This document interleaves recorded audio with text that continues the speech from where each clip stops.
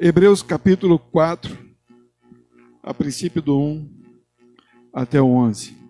Temamos, pois, que porventura deixada a promessa de entrar no seu repouso, pareça que algum de vós fique para trás. Porque também a nós foram pregadas as boas novas, como a eles. Mas a palavra da pregação nada lhes aproveitou, porquanto não estava misturada com a fé naqueles que a ouviram. Porque nós, o que temos crido, entramos no repouso, tal como ele disse. Assim jurei na minha ira, que não entrarão no meu repouso, embora as suas obras estivessem acabadas desde a fundação do mundo. Porque em certo lugar disse assim do sétimo dia, e repousou Deus de todas as obras no sétimo dia.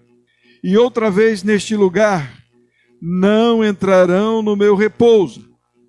Visto, pois, que resta que alguns entrem nele, e que aqueles a quem primeiro foram pregadas as boas novas não entraram por causa da desobediência. Determina outra vez em certo dia, hoje, dizendo por Davi, muito tempo depois, como está escrito, hoje, se ouvirdes a sua voz, não endureçais os vossos corações, porque se Josué lhes houvesse dado repouso, não falaria depois disso de outro dia. Portanto, resta ainda um repouso para o povo de Deus, porque aquele que entrou no seu repouso, ele próprio repousou de suas obras, como Deus das suas. Procuremos, pois, entrar naquele repouso, para que ninguém caia no mesmo exemplo da desobediência. Vamos lembrar um louvor que nós cantamos aqui? Guia-me para quê? Para quem tudo em ti confie, sobre as águas eu caminhe, por onde quer que chames, leva-me mais fundo do que já estive, minha fé será mais firme, Senhor, em tua presença. Vocês perceberam o hino? Guia-me para que em tudo em ti confie. Correto? E o restante? Eu cantei agora, não lembro. Sobre as águas eu caminho, por onde quer que chames. Leva-me mais fundo do que já estive. Minha fé será mais firme, Senhor, em tua presença. A continuação do hino e ao teu nome clamarei, e além das ondas olharei. Você já parou para olhar o mundo? Sinceramente. Eu sei que eu já tenho falado disso há muito tempo, mas eu queria que vocês parassem para perceber uma coisa muito importante. Olha para o mundo. Olha para a tua vida. Qual foi o momento que você pôde dizer assim, tive um ano de paz completa? Qual foi o ano que você pôde dizer assim, não tive dívidas, não tive sofrimento, não tive perturbações, não tive perdas, não tive complicações, não tive traições? Qual foi o ano? Olha para o mundo. Desde que o mundo existe e que eu me entendo por gente, eu ouço meus pais declararem e falarem que esse mundo está pior do que estava há um tempo atrás. Papai já dizia, o mundo está perdido. Nossa, as pessoas estão sem noção. Olha, os jovens estão... Quanto tempo a gente ouve isso? Eu ouço desde criança. Já parou para conviver? Marido e mulher. Qual foi o tempo que vocês não tiveram briga? Mas qual foi o tempo? Não estou... Entendo. Qual foi o tempo o ano que vocês falaram assim, não brigamos? Foi só lua de mel. Não existe isso. Não existe isso. Para entender que esses dias foram dias estranhos para a gente, porque a gente começa a amadurecer e a gente começa a olhar para trás e a gente começa a ver a nossa caminhada. Esses dias eu estava lembrando com uma colega lá do trabalho, como que a gente ia para a igreja. No começo a gente ia a pé, depois nós compramos uma bicicletinha, e aí nós pedalávamos cada um a sua bicicleta, aí vieram as crianças, aí eu comprei uma cargueira, ganhei uma cargueira. Tieni me deu uma cargueira. Aí o Rafael ia na cadeirinha, Paulinho sentado na carga, né, porque era mala, negócio de carga, e a Cristina atrás. E olha que eu ia para a igreja pedalando, levando todo mundo. Ia e voltava, não tinha tempo de chuva. A chave da igreja estava nas minhas mãos. Foi dado para mim. A gente abria, chegava cedo, arrumava a igreja. A gente era o último a sair, fechava a igreja, ia para casa. Quando a gente ganhava alguma coisa, pendurava tudo na bicicleta e levava para casa. Ia para a igreja de novo, voltava para casa. Tinha as nossas complicações. Nós moramos de favor. Eu fiz um monte de besteira. Fui praticamente sair de casa, depois voltei para casa. Depois a igreja nos deu uma casa, praticamente, comprou um terreno. Nós fomos ali construindo a casa. E cada vez mais o Senhor foi firmando os nossos passos na sua presença. Mas em todos os tempos nós tivemos sofrimento. Hoje nós conseguimos uma casinha, meu emprego praticamente é estabilizado, até que Deus queira. Agora virou empresária, né? Está fazendo caneca. E aí você diz assim, tá tudo bem, não tem mais problema nenhum. E aí a gente recebe algumas notícias que é pior do que você não ter problema nenhum. E aí você, quando que eu vou ter paz? Quando que no mundo não teremos aflições?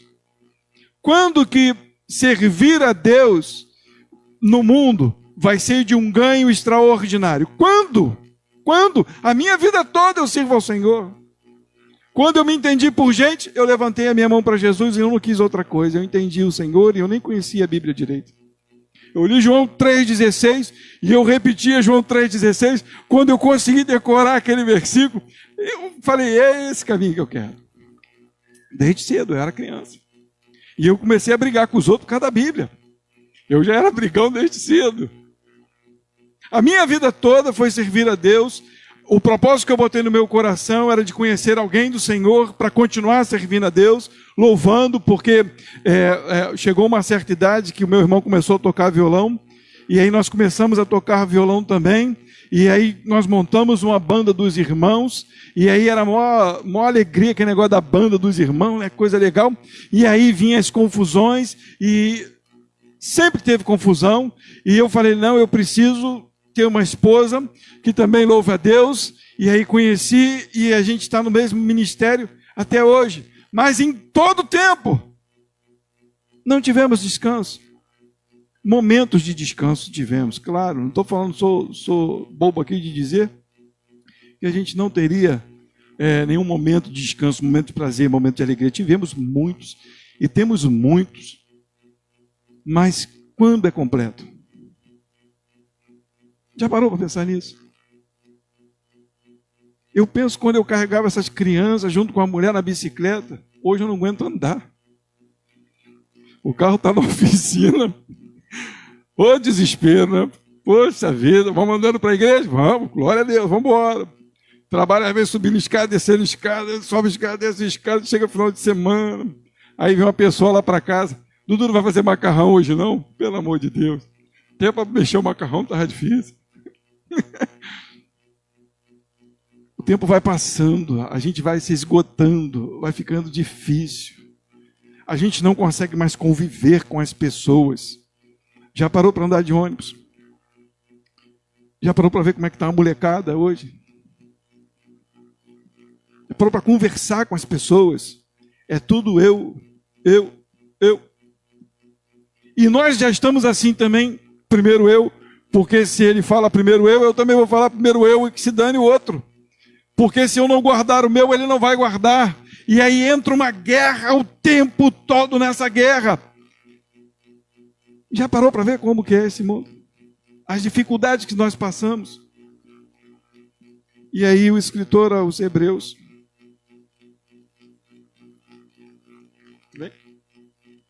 ele começa a falar de um assunto que é o que a gente precisa esperar, desejar proclamar, absorver e parar de olhar para o mundo como se fosse o melhor lugar do mundo. Ou o mundo fosse o melhor lugar do mundo, lógico, né? Ou se o que vivemos fosse a melhor coisa do mundo. Ele começa dizendo, versículo 1 e 2, temamos, pois, que porventura deixada a promessa de entrar no seu repouso, pareça que alguns de vós fiquem para trás, porque também a nós foram pregadas as boas novas, como a eles, mas a palavra da pregação nada lhes aproveitou, porquanto não estava misturada com a fé naqueles que a ouviram. Nós lemos na semana retrasada o capítulo 3, e a resposta para o que ele está falando é o capítulo 3, porque o povo andou pelo deserto, viu os milagres, viu o que Deus estava fazendo, e eles não obedeceram. Quando nós olhamos para o deserto e para a nossa passagem neste mundo, nós começamos a entender o que Deus está fazendo. Ele manda nós olharmos para o que estamos passando. O povo não saiu do Egito para passar no deserto, simplesmente para ir para uma terra boa, mas eles saíram do Egito, passaram pelo deserto, para que eles vissem o que era não servir ao Senhor, o que era estar longe do Senhor, para que eles passassem por provas, para que eles passassem por tentações, e fizessem a divisão, a diferença entre o que é estar no mundo, o que é peregrinar no mundo, e o que é ouvir Deus e obedecer Deus. Versículo 3 diz, porque nós, o que temos crido, entramos no repouso, tal como disse, assim jurei na minha ira, que não entrarão no meu repouso. Isso está lá em Salmo 95, depois se vocês quiserem ler, leiam esse salmo, ele é muito bonito. Embora suas obras estivessem acabadas desde a fundação do mundo. O que é repouso na Bíblia? Quando se fala de repouso na Bíblia, se fala de sábado. Se fala de descanso. Descanso de quê? Das obras. Do trabalho. Do ardor desta vida. Quando se fala em repouso, se fala em não ter mais fadiga, não ter mais sofrimento. A Bíblia declara que Deus descansou de suas obras, porque já estavam terminadas desde a fundação do mundo. O que Deus fez está pronto, mas deu a mim e a você agora passar pelas lutas, pelas obras, para que você entenda que ainda há um repouso. Para que você entenda que Deus descansou e que você precisa descansar. Um dia você tem que parar, uma hora você tem que estabilizar. Um momento vai acabar essa vida aqui, e o que vai ser depois? E Ele está dizendo para mim e para você, ouçam a minha voz, versículo 4, porque em certo lugar disse assim do sétimo dia, e repousou Deus de todas as suas obras no sétimo dia. E outra vez, neste lugar, não entrarão no meu repouso. Visto, pois, que resta que alguns entrem nele, e que aqueles a quem primeiro foram pregadas as boas novas, não entraram por causa da desobediência. Determina outra vez em um certo dia, hoje, dizendo por Davi, muito tempo depois, como está escrito, como está dito, hoje, se ouvirdes a sua voz, não endureça os vossos corações, porque se Josué lhes houvesse dado repouso, não falaria depois disso outro dia. Mas o que ele está dizendo é que quando o povo chegou na terra prometida, Davi, depois de estar na terra prometida, falou novamente sobre isso. Não entrarão no meu repouso. Está no Salmo 95. Ele está dizendo isso depois que Deus disse que daria uma terra que mana leite e mel. Entendo, eu saio de um cativeiro, passo por uma tribulação no deserto. Aonde eu quero chegar? No repouso. Não é isso? Afinal de contas, eu passei por sofrimento. Onde eu quero chegar? Na promessa. E qual é Qual é a promessa de Deus? O repouso, a terra que emana leite e mel. Chegaram na terra que emana leite e mel. Quando foi que Israel teve paz naquela terra? Poucas vezes, pouquíssimas vezes tiveram paz. Em suma, aquela terra era a terra que era necessário que eles tivessem por um tempo somente. É o versículo 8, lá em Salmo 95, não precisa abrir lá não. Não endureçais os vossos corações como na provação no deserto, como no dia da tentação no deserto. O Senhor está falando, como falou naquele dia, para aquele povo que já estava numa terra prometida. Em suma, como os seus pais me negaram no deserto, vocês têm me negado hoje na terra que eu dei a vocês. E aí no versículo 9 ele vai dizer, portanto, resta ainda um repouso para o povo de Deus. Não é esse lugar o nosso repouso. Esse lugar é passageiro. Eu pensei muito esses dias sobre isso. Eu falei, caramba, Deus nos deu descanso. Temos a nossa casinha, os nossos filhos criados. Oh, glória a Deus e aleluia. Aí você começa a ouvir as notícias e as complicações. Acabou? Não. Não acabou. Ainda não. Porque resta ainda um repouso para o povo de Deus. Ainda há um lugar de descanso. Ainda há um lugar onde vai cessar todas as guerras. Ainda há um lugar onde não teremos mais sofrimento. Havia um dito, né, de alguns judeus que disseram que se converteram ao cristianismo, ao caminho, dizendo que não havia ressurreição. E Paulo, ele diz lá em 1 Coríntios 15, 19, se a esperança em Cristo está só nesta vida, somos os mais miseráveis que todos os homens. Ele está falando, não é para que você não faça as coisas, para que você não se esmere nas coisas. Já que Jesus vai voltar, que tem um repouso no céu, eu não vou trabalhar, eu não vou estudar, eu não vou fazer mais nada. Eu vou relaxar a vida e esperar Jesus voltar. Não, ele não está dizendo isso. Ele está dizendo que a sua esperança que tem em Cristo aqui, ela continua lá. Porque se só está aqui, ela está por acabar. Porque você não acredita no lugar que Ele tem para te dar.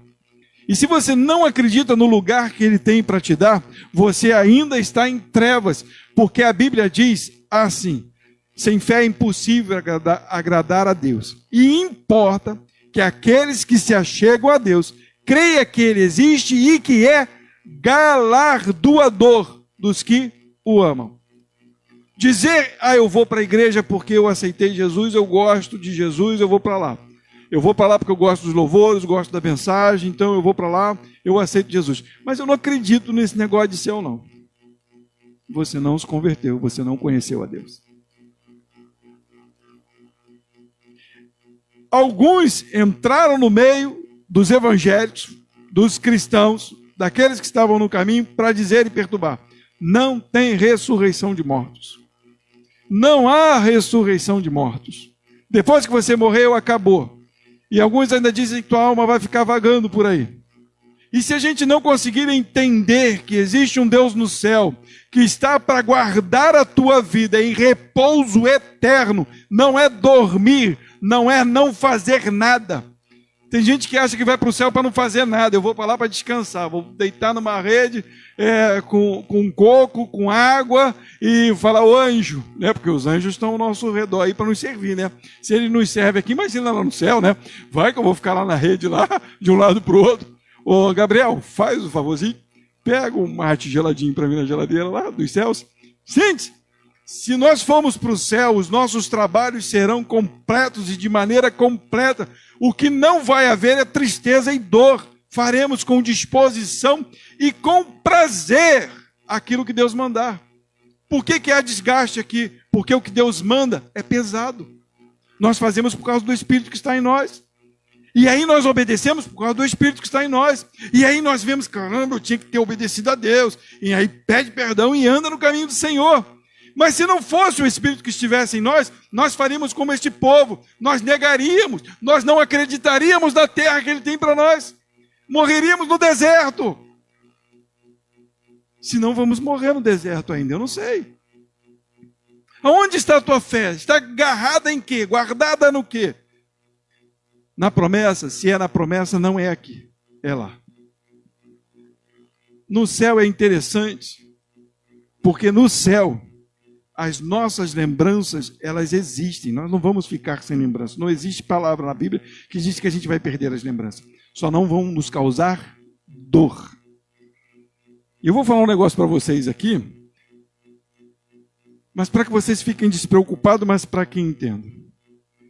Quando você prega para alguém o evangelho, você quer tanto que aquela pessoa se converta, você fica triste porque a pessoa não se converteu, correto?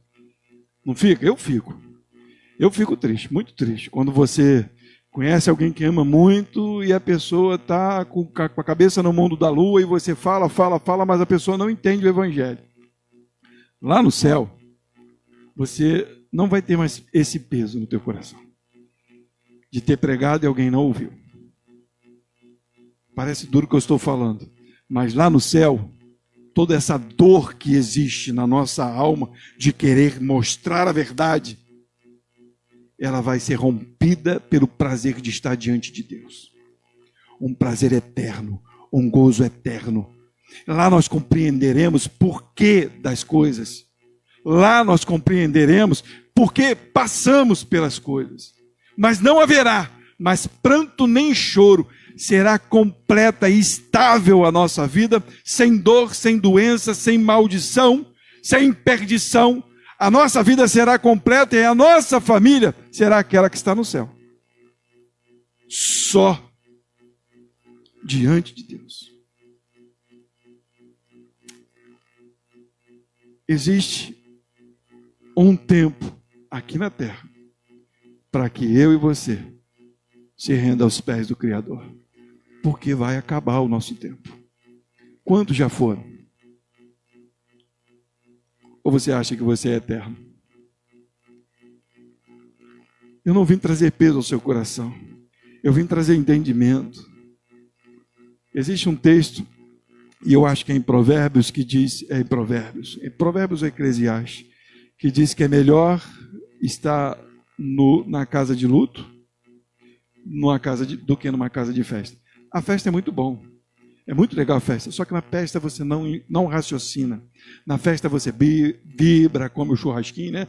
Toda hora que o Zé vem eu lembro de churrasco. Mas na festa você come o churrasquinho, toma sua Coca-Cola, tá lá, uma alegria, todo mundo brincando. Mas no dia de luto, você começa a olhar para trás, pensar nas coisas, pensar na vida, pensar no tempo que você podia ter dado àquela pessoa que estava ali. Você começa a raciocinar e começa a ter lembranças. Então a tua cabeça começa a funcionar de uma maneira que você começa a perceber e a dar valor a outras coisas. O que eu estou fazendo hoje é como se fosse num dia de luto, onde você para sentar e entender o que está acontecendo com a tua vida, o que vai acontecer com a tua vida, e depois disso tudo, o que acontecerá. É o momento de parar e raciocinar, é o momento de olhar e dizer, tudo que eu vou fazer agora, será que vale a pena? Será que é realmente importante ser feito? O mundo está passando muito mais rápido, as coisas parecem que estão fechando, as pessoas estão mais violentas, as pessoas estão mais egoístas, o amor está longe de tudo e de todos. Parece que Deus nem está presente. Os nossos cultos já não têm mais fervor. Eu lembro de como era quando criança.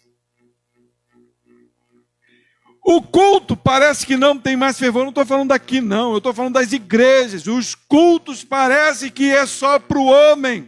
É para mover o coração do homem, ou para dinheiro, ou para encher a igreja. Não é para pensar em quem adoramos, ou por que o adoramos. Resta ainda um repouso para o povo de Deus. Resta ainda uma oportunidade. Resta ainda um lugar de paz. Um lugar onde teremos a face do Senhor. Um lugar onde entenderemos todas as coisas.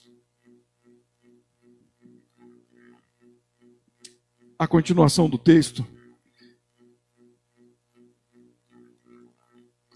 Vou ler a partir do 9 novamente. Porque resta ainda um repouso para o povo de Deus.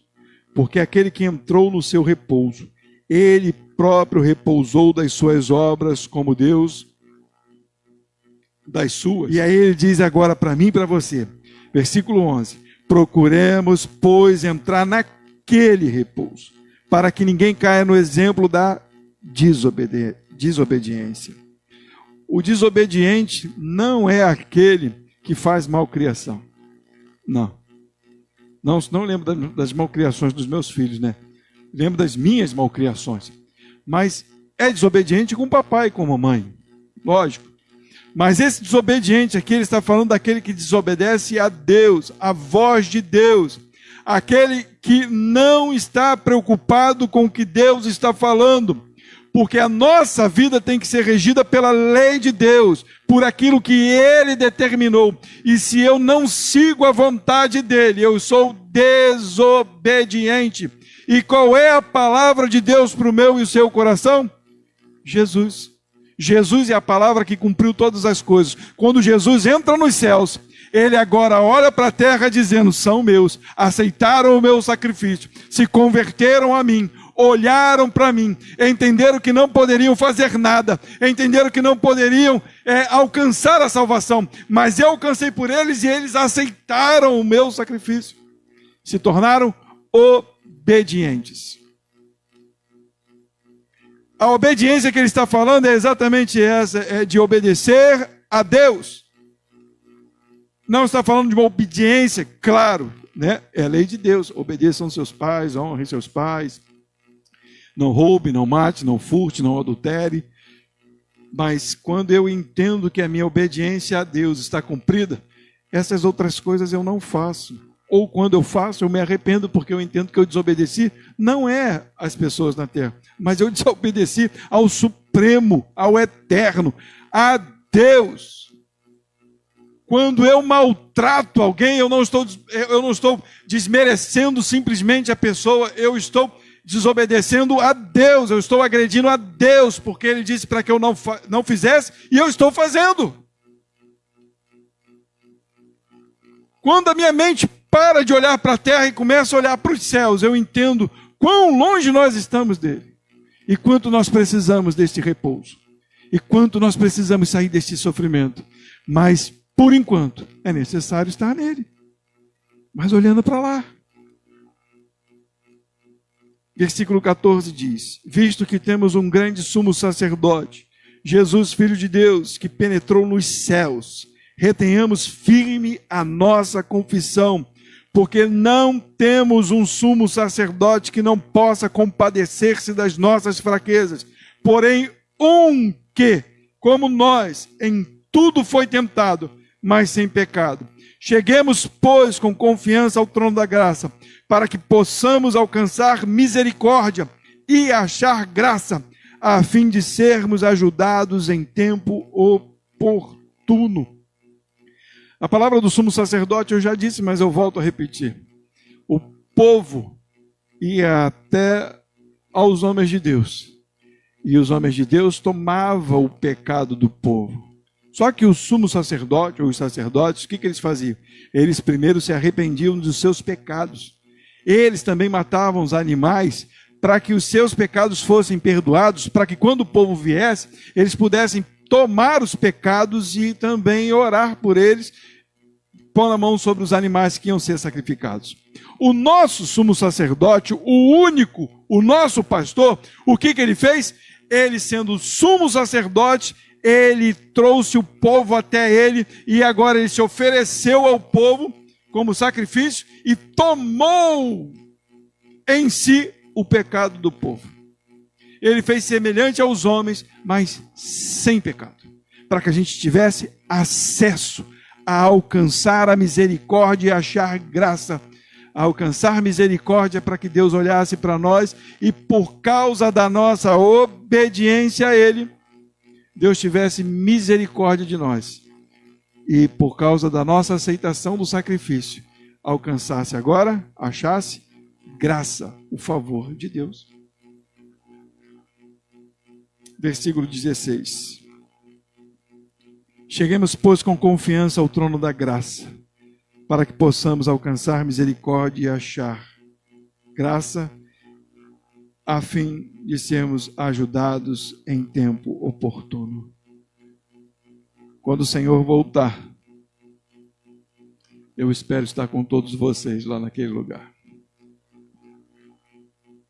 Eu não prego para poder encher a igreja e vocês sabem disso. Toda a minha mensagem e o que se prega aqui nesse púlpito é para nos alertar. Sempre foi para nos alertar. Sempre foi para que a sua consciência esteja completa em Deus, para que você olhasse para as Escrituras e dissesse: caramba, eu preciso obedecer mais ao meu Senhor e ao meu Criador. Eu preciso entrar neste repouso. Vocês lembram de Caleb, Josué e Caleb? Eles saem e vão em rumo ao deserto. Moisés manda 10 espias, 10, 12 espias, 12 tribos. Manda 12 espias e eles vão lá olhar a terra. 10 vem arrasado, porque eles sabem que naquele lugar não tem repouso. A terra que manda leite e mel não tem repouso, tem guerra. Josué e Caleb não. Eu quero aquele lugar. Deus prometeu, é meu. Eles vão até alcançar. Do povo que saiu do Egito, só Josué e Caleb entrou. Porque acreditaram, porque creram. Receberam não só o galardão terreno, mas o galardão espiritual. Hoje, eles estão lá, aguardando a mim e a você. Hoje, aqueles homens estão lá, aguardando eu e você. E imagina a festa que vai ser. Você já se imaginou abraçando com Moisés? Eu já. É só aqui na casa. Mas, gente, eu leio e vejo a história desses homens e vejo quanto eu estou longe. Já pensou? Para imaginar Paulo. A palavra, as cartas estão aqui, porque aquele homem deu a vida dele. Dá para entender isso?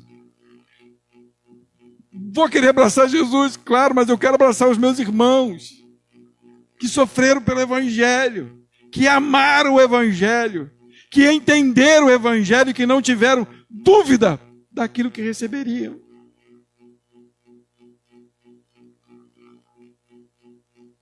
Vou ler alguns versículos para a gente encerrar. Não vamos enterrar nada, vamos enterrar a nossa carne para vivermos com Jesus. Eu já li, que está em 1 Coríntios capítulo 15, versículo 19. Se esperamos em Cristo só nesta vida, somos os mais miseráveis de todos os homens. Abre comigo, Filipenses capítulo 3, versículo 18 ao 21. Porque muito há dos quais muitas vezes vos disse, e agora também digo chorando. Olha o que Paulo está dizendo. Vocês não têm noção de como isso é sério e como isso é doloroso. Você imagina, começa uma igreja espiritual, uma igreja, não estou falando um templo, porque as igrejas eram nas casas, não tinha esse conforto que nós temos.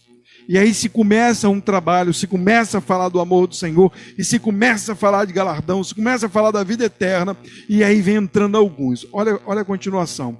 Que são inimigos da cruz de Cristo, cujo fim é a perdição, cujo Deus é o ventre, e cuja glória é para a confusão deles, porque só pensam nas coisas terrenais. Se esperamos em Cristo só nesta vida, somos os mais miseráveis de todos os homens, mas a nossa cidade está nos céus, de onde também esperamos o Salvador. Nossa cidade está nos céus, Jesus está nos céus, e Ele vem nos buscar do céu. Você não vai até lá sozinho, Ele vem te buscar. Ele vem guardando você para subir, para que nada te destrua. Vocês lembram na passagem do Egito? Quando o anjo passa pelo Egito, estava lá o sangue dele representado nos umbrais, porque quando veio a morte, estávamos guardados nele. Não sofremos o mal. Quando ele voltar e as coisas forem destruídas neste mundo, você vai permanecer. de onde também esperamos o Salvador, o Senhor Jesus Cristo, que transformará o nosso corpo abatido. Quem pensa que vai viver para sempre aí é doido, porque o nosso corpo está abatido por causa do pecado. Nós perecemos, nós ficamos doentes para ser conforme o seu corpo. Já leu isso?